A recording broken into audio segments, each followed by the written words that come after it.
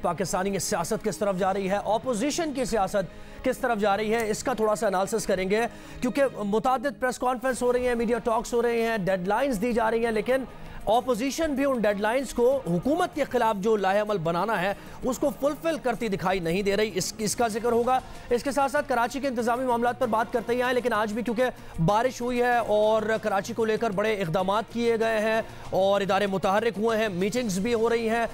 कोई रास्ता निकालने की कोशिश की जा रही है, लेकिन आज की बारिश के बाद भी कुछ मुख्तलिफ सूरत हाल शहर की नहीं है। इसका भी हवाला आपको देंगे और प्रोग्राम के आखिर में बात होगी वज़ीर आला पंजाब उस्मान बुज़दार की, जिनको नैब का जो प्रोब है वो अभी मजीद उन्होंने दायरा वसी कर दिया है और बहुत से कुछ आम मामला हैं जिन पर उनसे तहकीकात भी हो रही है, जिसको लेकर वज़ीर आला पंजाब कहते हैं कि उनको एक्यूज़ के तौर पर तलब नहीं किया गया नैब में, उनको जो है विटनेस के तौर पर तलब किया गया। अब ये मामला सारा क्या है, इससे मुतालिक स्टोरीज भी बहुत ज़्यादा हैं जो कि अखबारात में छप भी रही हैं, उनका भी जिक्र होगा। लेकिन सबसे पहले ऑपोजिशन के लाएअमल पर बात करते हैं जो कि कंफ्यूज सी दिखाई दे रही है। ऑपोजिशन जमातों ने ईद उल अज़हा के बाद हुकूमत के खिलाफ मुश्तरका लाएअमल बनाने के लिए ऑल पार्टीज कॉन्फ्रेंस बुलाने का ऐलान किया था, मगर ईद गुजर गई, काफी दिन हो गए ईद को गुजरे, लेकिन ऑपोजिशन जमातों की एपीसी अब तक नहीं हो सकी और अब ऑपोजिशन जमातें हुकूमत के खिलाफ लाएअमल बनाने के लिए नई तारीख दे रही हैं और यह कहा जा रहा है कि अब आशूरा के बाद ऑपोजिशन जमातें मिल बैठकर हुकूमत के खिलाफ मुश्तरका लाहेअमल बनाएंगी। ईद के बाद एपीसी बुलाने में नाकामी को देखते हुए सवाल उठता है कि क्या ऑपोजिशन आशूरा के बाद भी एक प्लेटफॉर्म पर जमा हो सकेगी, क्योंकि यही एक सवाल है जो कि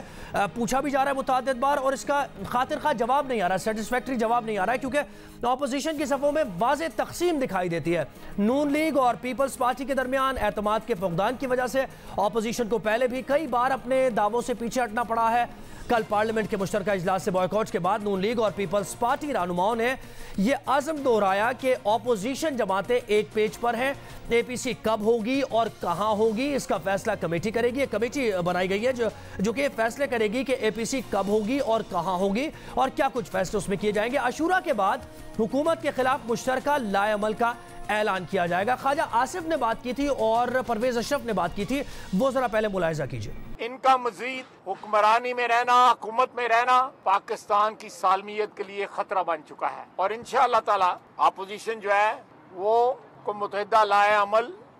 अशूरे के बाद जो है उसका ऐलान करेगी। एपीसी होगी और वो भरपूर एपीसी होगी और उसमें किसी किस्म का अभाम नहीं है।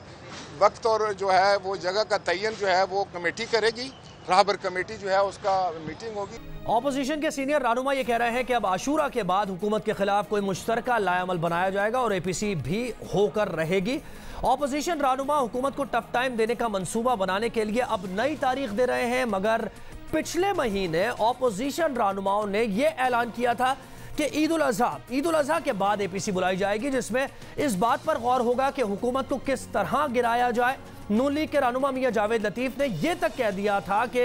ईद के बाद नून लीग हुकूमत के खिलाफ सड़कों पर होगी। वो भी जरा याद दिलाते हैं आपको क्या कहा था उन्होंने। जॉइंट ऑपोजिशन कोऑर्डिनेशन कमेटी का इजलास तमाम जमातों की मुशावरत के बाद इनकाद करेंगे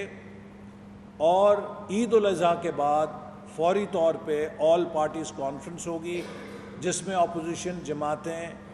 जो मुल्क को इस वक्त दरपेश चैलेंज है इस हुकूमत के हाथों, इससे निजात के लिए अपना लाएअमल पेश करेंगी। हमने जो फैसला किया है, हम ईद के बाद जो है इस हुकूमत के ख़िलाफ़ कौम की तर्जमानी करते हुए, कौम का एक लीडिंग रोल उनको देते हुए हम सड़कों पर आ रहे हैं। इस हुकूमत के ख़िलाफ़ एजिटेशन के लिए भी, इस हुकूमत से जान छुड़ाने के लिए भी। ऑपोजिशन रहनुमाओं ने हुकूमत के खिलाफ एपीसी बुलाने के दावे किए, हुकूमत के खिलाफ सड़कों पर आने की बातें भी की गई, मगर जब ऑपोजिशन रहनुमा इस किस्म के दावे कर रहे थे उसी वक्त वफाकी वजीर रेलवे शेख रशीद ने यह दावा किया था कि ईद के बाद ऑपोजिशन जमातों की कोई एपीसी नहीं होगी और उन्होंने सिर्फ यही नहीं कहा कि एपीसी नहीं होगी, बल्कि उन्होंने कहा कि उन्हें मुहर्रम के बाद भी ऐसा होता नजर नहीं आ रहा। शेख रशीद ने क्या कहा था, यह भी मुलाहिजा कीजिए। जो इन्होंने डेट देनी थी किस चीज़ की भला, अल्लाह आपका, उस तरफ नहीं जा रहे कि एपीसी की तारीख देनी। अब मुहर्रम शुरू होने लगा है, अब मुहर्रम के बाद रबीउल अव्वल आ जाएगा। जो लोग ये समझ रहे हैं मैंने पहले भी कहा था ये APC जो है ईद के बाद मुहर्रम होगा और उसके बाद फिर रबीउल अव्वल होगा और ये देखते रह जाएंगे। वफाकी वजीर शेख रशीद ने जो दावे किए थे वो दावे दुरुस्त साबित हो रहे हैं। अपोजिशन जमातों ने ईद के बाद APC का ऐलान किया था, मगर अब आशूरा के बाद की तारीख दी जा रही है। अपोजिशन जमातों खासतौर पर नून लीग के इस तर्ज अमल को देखते हुए ये खबर अहम है कि नून लीग के कायद नवाज शरीफ ने अब पार्टी मामलात अब अपने हाथ में लेने का फैसला किया है, क्योंकि वो ये समझते हैं कि शहबाज शरीफ उनकी हिदायत पर, बड़ी अहम बात है ये, वो ये समझते हैं कि शहबाज शरीफ उनकी हिदायत पर अमल नहीं कर रहे। ये भी खबरें हैं कि नवाज शरीफ ने पार्टी क़यादत को जारहाना सियासत करने की हिदायत देते हुए कहा है कि मुहर्रमुल हराम के बाद फौरी तौर पर अपोजिशन जमातों की APC बुलाई जाए। और इस हवाले से नवाज शरीफ ने बुध को बिलावल भुट्टो जरदारी को भी फ़ोन किया और मुल्क की बेहतरी के लिए साथ चलने पर जोर दिया, जबकि इससे पहले नवाज शरीफ पार्टी क़यादत को यह हिदायत भी दे चुके हैं कि मौलाना फजलुर रहमान के तहफ़्फ़ुज़ात को दूर किया जाए। क्या अपोजिशन जमातें आशूरा के बाद APC बुलाने में कामयाब हो सकेंगी, ये अहम सवाल है। इसके साथ साथ ये भी सवाल कि क्या नून लीग और पीपल्स पार्टी हुकूमत के खिलाफ एक प्लेटफॉर्म पर जमा होंगी, और क्या